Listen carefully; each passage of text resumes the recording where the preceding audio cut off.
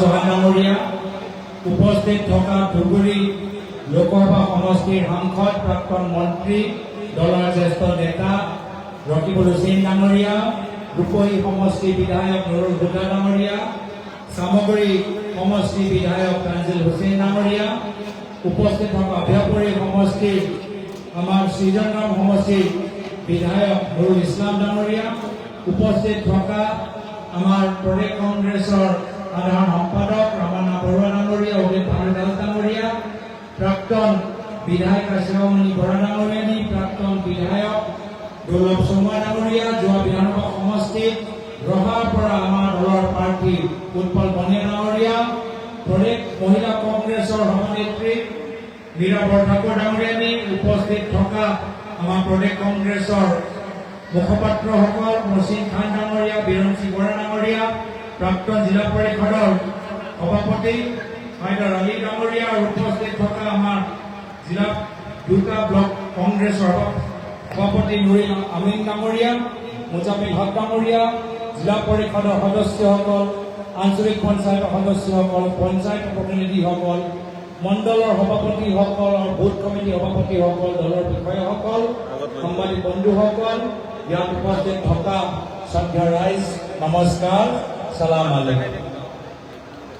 আজি আপোনালোকৰ মাজত আহি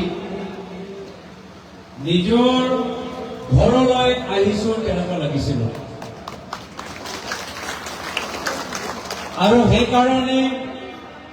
সোমাই আমাৰ কংগ্ৰেছ কৰা পুৰণা মানুহবোৰ লগ পাই আজি মই যথেষ্ট আনন্দিত। আপোনালোকৰ মাজত এনেকুৱা কিছু ব্যক্তিসকলক মই দেখা পাইছো যিসকলে মোৰ লগত নহয়, মোৰ প্ৰয়াত পিতৃ অসমৰ প্ৰাক্তন মুখ্যমন্ত্ৰী প্ৰয়াত তৰুণ গগৈদেৱৰ দিনৰ পৰা কংগ্ৰেছ কৰি আছে, সেইখিনি মানুহক আজি মই দেখা পাইছো। মই দেখা পাইছো সেইসকলক, সেই নৱপ্ৰজন্মৰ যুৱকসকলক যিসকলে মোৰ লগত 2014 চনত এই ঢিং সমষ্টিৰ পৰা নিজৰ ৰাজনৈতিক যাত্ৰা আৰম্ভ কৰিছিল, NSY পৰা, যুৱ কংগ্ৰেছৰ পৰা, আৰু আজি তাৰিখত ব্লক সভাপতি হৈছে, জিলা পৰিষদৰ সদস্য হৈছে, মণ্ডলৰ সভাপতি হৈছে। মই তেওঁলোককো চাই মই যথেষ্ট ভাল পাইছো। ভাল লাগিছে যে সেই মহিলাসকলক দেখা পাইছো, যি মহিলাসকলক চাই প্ৰাক্ত মুখ্যমন্ত্ৰী তৰুণ গগৈ সামগ্ৰী এই অঞ্চলবোৰত সদায় ইমান বছৰ ধৰি কংগ্ৰেছৰ এজন প্ৰতিনিধি সাংসদ আছে। কিছু সময় প্ৰাক্ত তৰুণ গগৈদেৱ এই ঢিং ৰূপহী চামগুৰি বটদ্ৰৱাৰ পৰা সাংসদ আছিল। তাৰপিছত প্ৰাক্তন সাংসদ দীপ গগৈ আছিল ঢিং ৰূপহী বটদ্ৰৱাৰ চামগুৰিৰ পৰা, কলিয়াবৰ পৰা। আৰু তাৰপিছত আপোনালোকৰ বাবে 2014 চনত এই ঢিং ৰূপহী চামগুৰি কলিয়াবৰ বটদ্ৰৱাৰ মানুহৰ আশীৰ্বাদ দুৱাৰ লাভ কৰাৰ পিছত মই আপোনালোকৰ সাংসদ হ'বলৈ এটা সুযোগ পালো। আৰু চাওক, যি ঢিং ৰূপহী চামগুৰি বটদ্ৰৱাৰ কলিয়াবৰৰ পৰা মই নিজৰ ৰাজনৈতিক যাত্ৰা আৰম্ভ কৰিলো, নিজৰ কৰ্মভূমি হিচাপে মই এই সমষ্টিক গ্ৰহণ কৰো, য'ত 2014 চনত আপোনালোকৰ মাজত মই এজন সাংসদ হিচাপে থিয় হৈছো। আপোনালোকৰ আশীৰ্বাদৰ ধোৱা পোৱাৰ পিছত আজি মই প্ৰদেশ কংগ্ৰেছৰ সভাপতি হ'বলৈ এটা সুযোগ লাভ কৰিছো। যদি আপোনালোকৰ মৰম, যদি আপোনালোকৰ পৰামৰ্শ, যদি আপোনালোকৰ শিক্ষা, যদি আপোনালোকে 2014 চনত, 15 চনত, 16, 18, 19, 20, 21, 22, 23 চনলৈকে যদি আপোনালোকে নিদিলেহেঁতেন, কেতিয়াও মই প্ৰদেশ কংগ্ৰেছ ইমান এটা বিশাল দায়িত্ব মই কেতিয়াও ভালদৰে আজি মই ৰূপায়ণ কৰিব নোৱাৰিলোহেঁতেন। মই ধন্যবাদ আৰু কৃতজ্ঞতা এই মঞ্চৰ পৰা সকলোকে মই অৱগত কৰিছো। আৰু পুনৰবাৰ এই ঢিং ৰূপহী বটদ্ৰৱাৰ চামগুৰি কলিয়াবৰ এতিয়া আমাৰ কাজিৰঙা লোকসভাৰ ভিতৰত সোমাই গ'ল, কিন্তু পুনৰবাৰ ঢিং ৰূপহী চামগুৰি বটদ্ৰৱাৰ ওপৰত এটা গধুৰ দায়িত্ব আহিছে যে ইয়াৰ পৰা লোকসভাত সদায় এজন কংগ্ৰেছৰ প্ৰতিনিধি সদনৰ ভিতৰত যাবগৈ। আজি আপোনালোকৰ সন্মুখত পুনৰবাৰ এটা নিৰ্বাচন, উপনিৰ্বাচন, আৰু আজি সদনৰ ভিতৰত আপোনালোকে স্পষ্ট সিদ্ধান্ত ল'ব লাগিব সদনৰ ভিতৰত দিল্লী সদনৰ ভিতৰত মাত্ৰ দুজন যোদ্ধা আছে, মাত্ৰ দুজন যোদ্ধা আছে। এজন যোদ্ধা হ'ল চৰকাৰৰ বৰ্তমানৰ ভাৰতৰ প্ৰধানমন্ত্ৰী নৰেন্দ্ৰ মোদী ডাঙৰীয়া। হয়, তেওঁ এজন যোদ্ধা, কিন্তু একেৰাহে আজি তেওঁৰ লগত আজি যুদ্ধ কৰা আৰু এজন যোদ্ধা হ'ল আমাৰ কংগ্ৰেছৰ হাতক, আমাৰ কংগ্ৰেছৰ সৈনিক, সমগ্ৰ ভাৰতৰ জেনজিৰ নেতা ৰাহুল গান্ধী ডাঙৰীয়া। আৰু সেইকাৰণে এই ধিং ৰূপহী বটদ্ৰৱা সামগ্ৰীৰ পৰা সদনৰ ভিতৰত কোন যাব, সেইজন মানুহক আপোনালোকে নিৰ্ধাৰিত কৰিব লাগিব। সেইজন ব্যক্তি নৰেন্দ্ৰ মোদী ডাঙৰীয়া হাত শক্তিশালী কৰিব নে ৰাহুল গান্ধী ডাঙৰীয়া হাত শক্তিশালী কৰিব, এই সিদ্ধান্ত আপোনালোকে ল'ব লাগিব। ল'বনে? আজি এই বিজেপি চৰকাৰ ৰাহুল গান্ধী ডাঙৰীয়াৰ ওপৰত কিমান কোটি টকা পইচা খৰচ কৰি বদনাম কৰিবলৈ চেষ্টা কৰিলে, মানসিকভাৱে দুৰ্বল কৰিবলৈ চেষ্টা কৰিলে, বিভিন্ন ধৰণৰ কেছ লগাই এটা সময়ত তেওঁক ডিছকুৱালিফাই কৰিবলৈ সাহস কৰিলে। তথাপিও ৰাহুল গান্ধী ডাঙৰীয়াই কৈছে, মই ৰাজীৱ গান্ধী, ইন্দিৰা গান্ধী, পণ্ডিত নেহৰু পৰিয়ালৰ পৰা জন্ম হোৱা এজন প্ৰতিনিধি, মই কেতিয়াও কংগ্ৰেছৰ আদৰ্শৰ লগত মই গদ্দাৰী নকৰো, মই সদায় বিজেপি RSS লগত সংগ্ৰাম কৰি যাম। আৰু সেইকাৰণে দুখ লাগে যে যোৱা নিৰ্বাচনত যিজন ব্যক্তি এই ধিং ৰূপহী সামগ্ৰী কলিয়াবৰ ধিং ৰূপহী সামগ্ৰী আৰু ভোটদাতাৰ মানুহৰ পৰা ভোট লৈ দিল্লীত গৈ সাংসদ হ'ল, মাত্ৰ নিজৰ ব্যক্তিগত স্বাৰ্থৰ বাবে কংগ্ৰেছৰ আদৰ্শক তেওঁ ত্যাগ কৰি হিমন্ত বিশ্ব শৰ্মা ডাঙৰীয়া দলত ভৰি দিছে। আজি সেইকাৰণে আমি সিদ্ধান্ত ল'ব লাগিব যে আগন্তুক দিনত আমি ইয়াৰ পৰা সেইজন ব্যক্তিক পঠাব লাগিব যিজন DNA কংগ্ৰেছ লিখা আছে আৰু কংগ্ৰেছৰ আদৰ্শৰ লগত লৰধৰ নকৰে, কংগ্ৰেছক কেতিয়াও ত্যাগ বলিদান নকৰে, এনেকুৱা এজন প্ৰাৰ্থীক আমি ইয়াৰ পৰা সদনলৈ পঠাব লাগিব। আজি বিজেপি দলে বহুত কথা কয় ডাবল ইঞ্জিনৰ চৰকাৰ, ৰাজ্যৰ তেওঁলোকৰ চৰকাৰ, কেন্দ্ৰৰ তেওঁলোকৰ চৰকাৰ, তেওঁকে ভোট দিব লাগে। এই একেই যুক্তি যোৱা উপ নিৰ্বাচন যেতিয়া বিহাৰত হৈছিল, সেই একেই যুক্তি দিছিল। বিহাৰৰ চৰকাৰ বিজেপি, বিহাৰত নিৰ্বাচন হ'ল 2023 চনত, 2025 চনত, অলপ দিন আগতে বিহাৰৰ নিৰ্বাচন হ'ল। বিহাৰত বিজেপি চৰকাৰ হ'ল, বিজেপি মুখ্যমন্ত্ৰী। সেই বিহাৰত যেতিয়া উপ নিৰ্বাচন হ'ল, বিজেপি দলৰ ৰাষ্ট্ৰীয় সভাপতি তেওঁ নিজৰ চিটত হাৰিলে, তেওঁ নিজৰ ভোটত পৰাজিত হ'ল। এয়া হ'ল মানুহৰ তাকত, এয়া হ'ল মানুহৰ তাকত, মানুহৰ শক্তি। কিনো ডাঙৰ কথা হ'ল যে ৰাজ্যত তেওঁলোকৰ চৰকাৰ, কেন্দ্ৰত তেওঁলোকৰ চৰকাৰ, তেওঁলোকৰ চৰকাৰ হলে তেওঁলোকৰ অন্যায়, তেওঁলোকৰ অত্যাচাৰ সন্মুখত আমি হাৰ মানি লওঁ নেকি? আমি মূৰ দোৱাই দিম নেকি? আমি কেতিয়াও হাৰ মানি নলওঁ। আমি সংবিধানৰ কাৰণে, নিজৰ ল'ৰা ছোৱালী নিৰাপত্তাৰ কাৰণে, নিজৰ সমাজৰ স্বাভিমানৰ কাৰণে, নিজৰ অঞ্চলৰ উন্নয়নৰ কাৰণে আমি সদায় সত্য ৰাস্তা লৈ আমি আগবাঢ়ি যামগৈ। কোনেও আমাক ভয় খুৱাব নোৱাৰে। মধ্যপ্ৰদেশৰ উপ নিৰ্বাচন হ'ল। মনোজ চৌহান ডাঙৰীয়া মধ্যপ্ৰদেশৰ পৰা আহে। মধ্যপ্ৰদেশত বিজেপি দলৰ চৰকাৰ, বিজেপি মুখ্যমন্ত্ৰী, কেন্দ্ৰত তেওঁলোকৰ চৰকাৰ, উপ নিৰ্বাচন হ'ল। মধ্যপ্ৰদেশত বিজেপি পৰাজিত হ'ল, কংগ্ৰেছ তাত বিজয় হ'ল। মধ্যপ্ৰদেশৰ উপ নিৰ্বাচনত কংগ্ৰেছে জয়লাভ কৰিলে। কিয়? মধ্যপ্ৰদেশৰ ৰাইজ ভয় নকৰিলে, বিহাৰৰ জনসাধাৰণে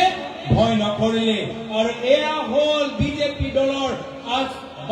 বাস্তৱ অস্ত্ৰ। বিজেপি দলৰ ওচৰত একমাত্ৰ এটাহে আছে সেয়া হ'ল ভয় আৰু ভাবুকি। যি দিন ভাৰতৰ জনসাধাৰণ, যি দিন অসমৰ ৰাইজ বিজেপি দলৰ পৰা ভয় কৰা বন্ধ কৰিব চাব, সেইদিনা বিজেপি চৰকাৰ যাবগৈ, কংগ্ৰেছৰ চৰকাৰ গঠন হ'বগৈ। আমি প্ৰথমে নিজৰ মাজত সেই ভয়টো নাইকিয়া কৰিব লাগিব। আৰু তাৰ উদাহৰণ আমি দেখা পাইছো, তাৰ উদাহৰণ আমি দিল্লীত জেনজিহে আন্দোলনত দেখা পালো। 18 বছৰ, 19 বছৰ, 20, 21 বছৰৰ যুৱক যুৱতীসকল তাত গ'ল, ধৰ্ণাৰ প্ৰদৰ্শন দিলে। এদিন নহয়, দুদিন নহয়, 3 দিন নহয়, 4 দিন নহয়, 5 দিন নহয়, প্ৰায় 20-21 দিন তেওঁলোকে ধৰ্ণা প্ৰদৰ্শন কৰিলে। পুলিচ গ'ল, পুলিচে লাঠিচালনা কৰিলে, পুলিচে আঁচু গেছ এৰিলে, পুলিচে তেওঁলোকক কাপোৰ ফালিলে, পুলিচে তেওঁলোকক চৰ মাৰিলে, পুলিচে তেওঁলোকৰ লগত অভদ্ৰামি কৰিলে। তথাপিও যুৱকসকলে ক'লে, আমি পুলিচৰ লাঠিও আমি ভয় নকৰো। শেষত গৈ মোদী চৰকাৰক হাৰ মানিবলৈ হ'ল, শিক্ষামন্ত্ৰী পদত্যাগ কৰিবলৈ হ'ল। সেইকাৰণে য'ত বিহাৰত মানুহে ভয় কৰা নাই, য'ত মধ্যপ্ৰদেশত মানুহে ভয় কৰা নাই, অসমৰ ৰাইজে ভয় কৰিব নেকি? অসমৰ ঢিঙৰ ৰাইজ ভয় কৰিব নেকি? বটদ্ৰৱাৰ ৰাইজে ভয় কৰিব নেকি? ৰূপহী ৰাইজে ভয় কৰিব নেকি? সামগ্ৰী ৰাইজে ভয় কৰিব? আজি আমাৰ লগত বিধায়ক আছে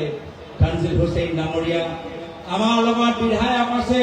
নুৰুল হুদা ডাঙৰীয়া। আৰু যদিও আজি তেখেত ধুবুৰীৰ সাংসদ হৈ আছে, তথাপিও আমাৰ লগত দিনে ৰাতি জড়িত হৈছে আমাৰ লগত সাংসদ ৰকিবুল হুছেইন ডাঙৰীয়া। আৰু আগন্তুক দিনত তেখেতৰ কোৱাৰ দৰে আপোনালোকৰ দায়িত্ব ল'বলৈ মই আপোনালোকৰ প্ৰাক্তন সাংসদ আৰু বৰ্তমানৰ প্ৰদেশ কংগ্ৰেছ সভাপতি দলে আপোনালোকৰ লগত আমি থিয় দিওঁ। চাওঁ বিজেপি দলে কি কৰিবলৈ বিচাৰে।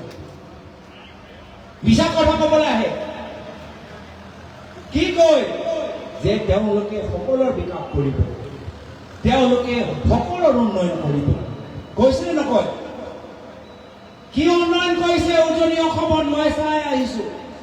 শিৱসাগৰ, চৰাইদেউ, যোৰহাট জিলাত বানপানী হ'ল,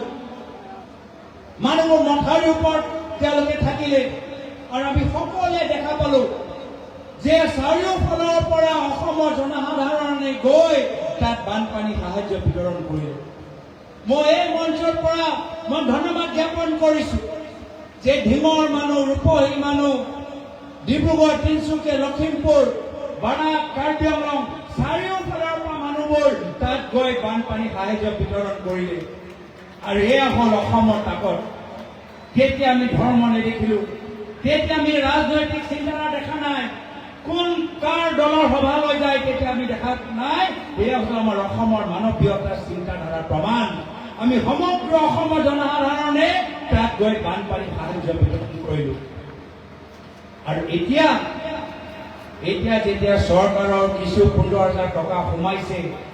এতিয়া খবৰ লওক, বিজেপি দলৰ কৰ্মীখিনিৰ লগত লৈ তেওঁলোকে তালিকা বনাইছে, য'ত য'ত মানুহে কংগ্ৰেছক ভোট দিয়ে তাত তেওঁলোকে 15,000 টকা দিয়া নাই। কিমান লজ্জাজনক কথা যে বানপানীৰ সময়ত বানপানী সাহায্য বিতৰণ কৰোঁতে ঘৰ ভাঙি গ'ল, মানুহ মৰি গ'ল, তথাপিও বিজেপি চৰকাৰে চাই আছে যে কোন কংগ্ৰেছ কোন বিজেপি, আৰু কংগ্ৰেছ কৰা মানুহৰ লগত আজি অন্যায় কৰিছে।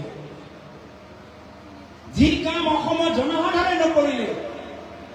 যি বিভাজন, যি মেৰুকৰণ, যি ৰাজনীতিকৰণ অসমৰ জনসাধাৰণে বানপানী সাহায্য বিতৰণ কৰোঁতে নকৰিলে, সেই কাম আজি হিমন্ত বিশ্ব শৰ্মা ডাঙৰীয়া চৰকাৰে কৰি আছে। কিমান দুখৰ কথা।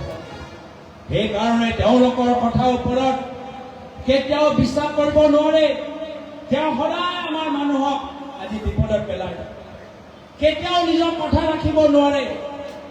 বিভিন্ন নিৰ্বাচনত আমি দেখা পাইছো যে তেওঁ অঞ্চলত যাব, ক'ব কি যদি আপোনালোকে আমাক ভোট নিদিয়ে আপোনালোকক উচ্ছেদ কৰা হ'ব। ভয়তে মানুহে ভোট নিদিয়ে, পিছত গম পায় বিজেপিক ভোট দিলে আৰু লগে লগে ঘৰো উচ্ছেদ হৈ গ'ল, লগে লগে ঘৰো উচ্ছেদ হৈ গ'ল। আৰু তেওঁলোকৰ হয় কোনো মাত মাতিবলৈ নাই, তেওঁলোকৰ হয় কোনো মাত বোল কৰিবলৈ মানুহ নাই, কোনো ডিচিপ্লিন কৰিবলৈ মানুহ নাই। সেইকাৰণে কৈছো যে বিজেপি চৰকাৰৰ অন্যায় আৰু অত্যাচাৰৰ পৰা নিজকে প্ৰটেকশ্যন দিয়াৰ বাবে সংৰক্ষণ দিয়াৰ বাবে আমি ইয়াৰ পৰা এজন কংগ্ৰেছৰ সাংসদ জিকাব লাগিব ইয়াৰ পৰা এজন কংগ্ৰেছৰ সাংসদ জিকাব লাগিব যিজনক ডিচিয়ে ফোন কৰি ইয়েছ ছাৰ ইয়েছ মেম ক'ব যিজনকে কেন্দ্ৰীয় চৰকাৰৰ মন্ত্ৰীসকলে ক'ব কি হয় আপোনালোকৰ ইয়াত অন্যায় হৈছে কিছুমান চৰকাৰী আঁচনি ভালদৰে বিতৰণ হোৱা নাই আমি অলপ ইনভেষ্টিগেশ্যন কৰিম কিন্তু যদি ইয়াৰ পৰা আপোনালোকৰ সাংসদ এজন কংগ্ৰেছৰ নহয় তেতিয়া বহুত কেইটা অঞ্চলত অন্যায় আৰু বৃদ্ধি হ'ব অত্যাচাৰৰ বৃদ্ধি হ'ব সেইকাৰণে আজি ডাবল ইঞ্জিন চৰকাৰ থকা স্বত্তেও আৰু প্ৰয়োজন হৈছে যে তেওঁলোকৰ অন্যায় অত্যাচাৰ বিৰুদ্ধে আমাক নিজৰ এজন ব্যক্তি লাগে আমাক নিজৰ এজন সাংসদ লাগে আমাক লাগিব কংগ্ৰেছ আৰু বহুতে ভাবে যে ঢিঙৰ ভিতৰত কংগ্ৰেছ নাই ঢিঙৰ ভিতৰত কংগ্ৰেছ নাইকিয়া হৈ গ'ল নেকি আজি যিসকলে ভাবে যে ঢিঙৰ ভিতৰত কংগ্ৰেছ নাইকিয়া হৈ গ'ল আহাবাৰ যে এই যে প্ৰতিযোগিতাৰ কথা ৰকিবুল হুছেইন ডাঙৰীয়াই কৈছে মই আপোনালোকক অনুৰোধ কৰিছো এই প্ৰতিযোগিতাত আমাক ঢিং সমষ্টি 1 নম্বৰ সমষ্টি হ'ব লাগিব দেখাব লাগিব যে ইয়াত কংগ্ৰেছ আছে আৰু সদায় থাকিব বুজি পাইছেতো পঞ্চায়ত আমাৰ পঞ্চায়ত প্ৰতিনিধি আছে নে নাই জিলা পৰিষদ আছে নে নাই আমাক দেখাব লাগিব যে ঢিঙত আমাৰ কংগ্ৰেছৰ হাতৰ চিন চলিব কংগ্ৰেছৰ হাতৰ চিন আমি মানুহক যেনেকে আমি অনুৰোধ কৰি মানুহক আমি যেনেকৈ আমি আহ্বান জনাম মানুহে আমাৰ কংগ্ৰেছৰ মতে কংগ্ৰেছৰ কৰ্মীসকলৰ মতে পৰামৰ্শ মতে আগবাঢ়ি যাব সেইকাৰণে এই নিৰ্বাচন গুৰুত্বপূৰ্ণ নিৰ্বাচন হয় তেওঁলোকৰ চৰকাৰ আছে সেইকাৰণে এই নিৰ্বাচন মাত্ৰ এজন প্ৰাৰ্থী অকলে যুদ্ধ কৰিব নোৱাৰিব এইবাৰ এই নিৰ্বাচন যিমানে আমাৰ কংগ্ৰেছৰ কেণ্ডিডেটৰ নিৰ্বাচন সমান সহকাৰে তানজিল হুছেইনৰ নিৰ্বাচন হ'ব লাগিব এইবাৰে উপ নিৰ্বাচন যিমান আমাৰ কংগ্ৰেছৰ আনুষ্ঠানিক আমাৰ কেণ্ডিডেটৰ নিৰ্বাচন সমান সহকাৰে আমাৰ নুৰুল হুদা ডাঙৰীয়া নিৰ্বাচন হ'ব লাগিব ৰকিবুল হুছেইন ডাঙৰীয়া নিৰ্বাচন হ'ব লাগিব মোৰ নিজৰ এজন প্ৰাক্তন সাংসদ হিচাপে মোৰ নিজৰ নিৰ্বাচন হ'ব লাগিব মঞ্চত বহি থকা যিমানবোৰ ব্যক্তি আছে পঞ্চায়ত আঞ্চলিক পঞ্চায়ত ৱাৰ্ড সদস্য জিলা পৰিষদৰ সদস্য জিলা কংগ্ৰেছ ব্লক কংগ্ৰেছ প্ৰদেশ কংগ্ৰেছ এই নিৰ্বাচন মাত্ৰ নগাঁও জিলা নহয় এই নিৰ্বাচন আমাৰ হাতৰ চিনৰ স্বাভিমানৰ নিৰ্বাচন গোটেই অসমৰ পৰা কংগ্ৰেছ মানুহ এটা আহি আমাক কংগ্ৰেছক জিকাব লাগিব সেইকাৰণে যেতিয়া এই সভাৰ পিছত যেতিয়া আপোনালোকে নিজৰ ঘৰলৈ উভতি যাব মানুহে যেতিয়া আপোনালোকক শুনিব যে আজি ঢিঙৰ এই ভোট সন্মিলনত কি সিদ্ধান্ত হ'ল আপোনালোকে ক'ব যে ঢিঙৰ ভিতৰত 99% ভোট আমি হাতৰ চিনৰ ওপৰত দিম আৰু কংগ্ৰেছক জিকাম আজি এই সভাৰ ভিতৰত মোকো মনত পৰে মোৰ প্ৰাক্তন মুখ্যমন্ত্ৰী তৰুণ গগৈৰ কথাবোৰ আৰু তেওঁ এটা কথা মোক সদায় কৈছিল তেওঁ কৈছিল যে গৌৰৱ তুমি চাবা এই যে বিজেপি দল ৰাহুল গান্ধী ডাঙৰীয়াক ইমান যে আক্ৰমণ কৰে সেই আক্ৰমণ কৰা এটা কাৰণ আছে যে এই গান্ধী পৰিয়ালৰ যে ত্যাগ বলিদান এই গান্ধী পৰিয়ালৰ যে শ্বহীদ এই গান্ধী পৰিয়ালৰ ৰাহুল গান্ধী ডাঙৰীয়াক সঁচাকৈ বিজেপি দলে ভয় কৰে সেইকাৰণে আজি গান্ধী পৰিয়াল আৰু ৰাহুল গান্ধী ডাঙৰীয়াক আক্ৰমণ কৰে আৰু একেৰাহে প্ৰাক্তন তৰুণ গগৈয়ে সদায় এটা কথা মোক কৈছিল যে গৌৰৱ তুমি চাবা এদিন ৰাহুল গান্ধী ডাঙৰীয়া আমাৰ ভাৰতৰ প্ৰধানমন্ত্ৰী তুমি চাবা আৰু হয় আজি ইমান আক্ৰমণ কৰাৰ পিছত এই ভাৰত জোড়ো যাত্ৰা कन्याकुमारी पर कश्मीर के राहुल डांगरिया जी खुशकरी नफरत की बाजार में मोहब्बत की दुकान खोलेंगे ए जे बार्ता আজি जेन जी जे बार्ता আজি অনুসূচিত জাতিৰ যে কথা অনুসূচিত জনজাতিৰ কথা খেতিয়কসকলৰ কথা মহিলাসকলৰ যে কথা কৈ আছে আপোনালোকে চাই ল'ব 3 বছৰ পিছত লোকসভা নিৰ্বাচন হ'ব ভাৰতৰ চৰকাৰ সলনি হ'ব ৰাহুল গান্ধী ডাঙৰীয়া ভাৰতৰ প্ৰধানমন্ত্ৰী হ'ব আৰু আজি যে এই পৰিস্থিতি এই পৰিৱেশ হৈছে কিয় যে কংগ্ৰেছ কেতিয়াও নিজৰ আদৰ্শ পাহৰি যোৱা নাই আমি ধৰ্ম নিৰপেক্ষ এটা দল আমি প্ৰত্যেক ধৰ্মক আমি শ্ৰদ্ধা কৰোঁ প্ৰত্যেক ধৰ্মক আমি সন্মান কৰোঁ আমি অনুসূচিত জাতিৰ কথা আমি কওঁ আমি অনুসূচিত জনজাতিৰ কথা কওঁ আমি অসমীয়া মানুহৰ কথা কওঁ আমি বঙালী মানুহৰ কথা কওঁ আমি হিন্দী স্পিকিং মানুহৰ কথা কওঁ আমি ধৰ্মীয় সংখ্যালঘুৰ মানুহৰ কথা কওঁ আমি ভাষিক সংখ্যালঘুৰ মানুহৰ কথা কওঁ সেইকাৰণে আমি যে নিজৰ আদৰ্শ কেতিয়াও পাহৰি যোৱা নাই যদিও কিছু সময় আমি ক্ষমতাৰ পৰা আঁতৰত আছো পুনৰবাৰ আজি ভাৰতবৰ্ষ কংগ্ৰেছৰ পুনৰ উত্থান হৈছে যদি আমি নিজৰ আদৰ্শৰ লগত আমি চেক্ৰিফাইচ কম্প্ৰমাইজ কৰিলোহেঁতেন তেতিয়া কংগ্ৰেছ কেতিয়াও সক্ৰিয় নহ'লেহেঁতেন এইখিনিও কথা প্ৰায়তঃ তৰুণ গগৈদেৱে কৈছিল নিৰ্বাচন হাৰি গ'ল টিভি ইণ্টাৰভিউত তেওঁ সুধিছে যে আপোনালোকে কি ভুল কৰিলে আপোনালোকে নিজৰ আইডিঅলজি এৰিবনে নেৰে তো তেওঁ প্ৰায়তঃ তৰুণ গগৈদেৱে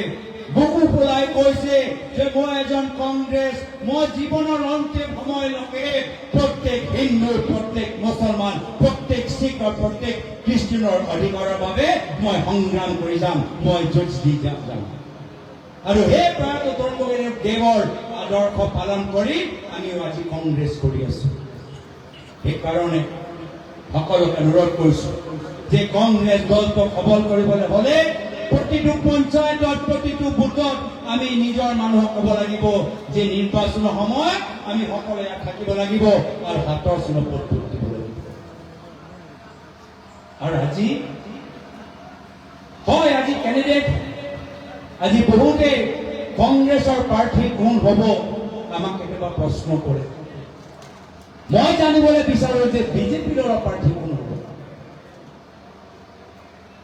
বিজেপি দলৰ প্ৰাৰ্থী বাতৰি যে ওলাইছে সেই প্ৰাৰ্থী গৰাকী যাৰ নাম ওলাইছে এখন জিলা উপায়ুক্ত হয় নেকি মানে যিখন জিলা উপনিৰ্বাচন হ'ব সেই জিলা উপায়ুক্ত নিজে প্ৰাৰ্থী হ'বলৈ বিচাৰিছে হয় নেকি আৰু তেওঁ এতিয়া মিটিং কৰি আছে নেকি নিৰ্বাচনৰ তৈয়াৰী সম্পৰ্কত প্ৰশাসনৰ বিষয়াসকলৰ লগত বহিছে নেকি হয় নেকি মই এইটো এনেকুৱা উদাহৰণ কেতিয়াও মই দেখা পোৱা নাই ইয়াৰ আগত যদি চৰকাৰৰ কোনোবা বিষয়া কোনোবা দলৰ প্ৰাৰ্থী হ'বলৈ বিচাৰে প্ৰথমে চৰকাৰৰ চাকৰিৰ পৰা পদত্যাগ কৰে পিছত গৈ দলটোক যোগদান কৰে পিছত গৈ প্ৰাৰ্থী হয় প্ৰথমে পদত্যাগ কৰে নৈতিকতাৰ কাৰণে আইনৰ কাৰণে প্ৰথমে পদত্যাগ কৰে পিছত দলটোক যোগদান কৰে পিছত গৈ যদি দলে টিকেট দিয়ে তেতিয়াই গৈ প্ৰাৰ্থী হয় কিন্তু যদি বাতৰি মতে কথাবোৰ সঁচা এনেকুৱা অনৈতিক চৰকাৰী IAS অফিচাৰ মই কেতিয়াও দেখা পোৱা নাই এনেকুৱা আনএথিকেল এনেকুৱা ইমৰেল এনেকুৱা অনৈতিক চৰকাৰী বিষয়া মই দেখা পোৱা নাই যিজন নিজৰ জিলাৰ ভিতৰত নিৰ্বাচন হ'বলৈ গৈ আছে নিজে প্ৰাৰ্থী হ'বলৈ বিচাৰে কিন্তু চৰকাৰী পদ এৰি দিয়া নাই আৰু নিৰ্বাচনৰ তৈয়াৰী মিটিঙত নিজে বহি আছে এনেকুৱা অনৈতিক ব্যক্তি মই দেখা পোৱা নাই তো শ্ৰদ্ধেয় জনসাধাৰণ বুজি লওক যদি এনেকুৱা সময়ত অনৈতিক কাম কৰি আছে তাৰ মানে সম্পূৰ্ণভাৱে হিমন্ত বিশ্ব শৰ্মা ডাঙৰীয়া যি পৰামৰ্শ দিছে আখৰে আখৰে সেই পৰামৰ্শ পালন কৰি আছে এইজন জিলা উপায়ুক্তজনে এয়া হিমন্ত বিশ্ব শৰ্মা ডাঙৰীয়াৰ মানুহ হ'ব পাৰে সেইকাৰণে এনেকুৱা অনৈতিক কাম কৰিছে নহ'লে সুধি লওক বাইদেউ আপুনি চৰকাৰী বিষয়া আছে শিৱামণি বৰা ডাঙৰীয়ানী 2016 চনত বটদ্ৰৱাৰ তেওঁ প্ৰাৰ্থী হ'বলৈ বিচাৰিছিল প্ৰথমে নিজৰ চৰকাৰৰ কামৰ পৰা পদত্যাগ কৰিছিল নৈতিকতা দেখাইছিল তাৰ পিছত তেওঁ প্ৰাৰ্থী হৈছিল তথাপিও সেই 2016 চনত টিকেট তেওঁ নাপালে তথাপিও তেওঁ কেতিয়াও এনেকুৱা কণ্ডিশ্যন এনেকুৱা চৰ্ত দিয়া নাছিল যে টিকেট পালে মই নিজৰ চৰকাৰী চাকৰি এৰিম টিকেট নাপালে মই চৰকাৰী বিষয়া হৈ থাকিম হয় নে নহয় এনেকুৱা চৰ্ত দিয়া নাছিল এয়া হ'ল নৈতিকতা কিন্তু আজিৰ তাৰিখত এইটো যদি সঁচা এনেকুৱা অনৈতিক আৰু ঠিকে কৈছে যে ইলেকশ্যন কমিশ্যন অফ ইণ্ডিয়াক আমি জনাব লাগিব এই বিজেপি দলৰ ওচৰত অনৈতিক কাম কৰি ভোট চুৰি কৰা বাহিৰে নিৰ্বাচন জিকা কোনো আৰু তেওঁলোকৰ ওচৰত উপায় বা বিকল্প নাই সেইকাৰণে আমি লাহে লাহে সজাগ হোৱাটো আমি ক'ব লাগিব এয়াই দিয়া দলৰ কথাটো মোক ক'ব লাগিব নেকি এয়াই দিয়া দলৰ কথা ক'ব লাগিব নেকি যিজনে ক'লে যে শিৱসাগৰত ধুবুৰী বনাই দিম এতিয়া তেওঁলোকে কেতিয়াও প্ৰাৰ্থী বনাবলৈ বিচাৰে যিজনে নিজৰ ৰাজনৈতিক বক্তব্যৰ যোগেদি উজনি নামনি মানুহৰ মাজত এটা সংঘাত সৃষ্টি কৰিবলৈ বিচাৰিলে সেইজনক আজি ইউডিএফ দলৰ ভিতৰত তেওঁলোকৰ নাম চৰ্চিত হৈছে তো সেইকাৰণে তেওঁলোকৰো ৰাজনীতি ভাগ ভাগ কৰা ৰাজনীতি হিমন্ত বিশ্ব শৰ্মা ডাঙৰীয়া আৰু এডিএফ দলৰ ৰাজনীতি সমান তেওঁলোকে উজনি নামনিৰ মাজত ভাগ ভাগ হোৱাটো বিচাৰে বিভাজন হোৱাটো বিচাৰে আৰু মাত্ৰ কংগ্ৰেছ থাকিলেহে চাৰিওফালে শান্তি সম্প্ৰীতি এনাজৰি আৰু সমন্বয় পৰিস্থিতি পৰিৱেশ আমি লাভ কৰিম সেইকাৰণে যদি শান্তি সমন্বয় সৰ্বজাতি জনগোষ্ঠীৰ প্ৰতি সন্মান যদি আমাক লাগে আমাক আগন্তুক দিনত কংগ্ৰেছ দলটোক জিকাব লাগিব মই বিশেষ আৰু দীঘলীয়া ক'বলৈ বিচৰা নাই আজি মাগৰিবৰ নামাজৰ সময় কাষ চাপিছে মই শেষত আজি এই বুথ সন্মিলন যদিও ইয়াৰ পৰা আমাৰ বিধায়ক নাই তথাপিও লাগিছে ইয়াতে কংগ্ৰেছ দল শক্তিশালী আছে আৰু আজি এই সভা সাফল্যমণ্ডিত কৰাৰ বাবে মই প্ৰতিটো বুথ প্ৰতিটো মণ্ডল প্ৰতিখন ব্লক কংগ্ৰেছৰ বিষয়াসকল NSY যুৱ কংগ্ৰেছ মহিলা কংগ্ৰেছ জিলা পৰিষদ আঞ্চলিক পঞ্চায়ত লগে লগে আমাৰ এই অঞ্চলৰ আমাৰ মহচিন আমাৰ হাইদাৰ আলী আমাৰ শিৱামণি বৰা ডাঙৰীয়ানী দুৰ্লভ চমুৱা ডাঙৰীয়া আমাৰ উৎপল বনিয়া ডাঙৰীয়া আমাৰ জিলা মহিলা কংগ্ৰেছৰ আমাৰ সভানেত্ৰী ৰূপালী ভৈকা ডাঙৰীয়ানী আমাৰ যুৱ কংগ্ৰেছ আমাৰ বিধায়ক তানজিল হুছেইন নুৰুল হুদা নুৰুল ইছলাম আব্দুল ৰাহিম আহমদ আৰু আমাৰ আটাইতকৈ আমি বেছি মই মোৰ ফালৰ পৰা কৃতজ্ঞতা শুভেচ্ছা আজি এই সভা সাফল্যমণ্ডিত কৰাৰ বাবে সাংসদ ৰকিবুল হুছেইন ডাঙৰীয়াক জনাই আজি মই নিজৰ চমু দুআষাৰ সামৰিছো আৰু পুনৰবাৰ তৰুণ গগৈদেৱৰ আদৰ্শৰ প্ৰতি শ্ৰদ্ধা নিবেদন কৰি ভিং অঞ্চলৰ ৰাইজৰ আজিৰ পৰা প্ৰায় 12 বছৰ আগত যেতিয়া আহিছিলো আপোনালোকৰ মাজত নিজকে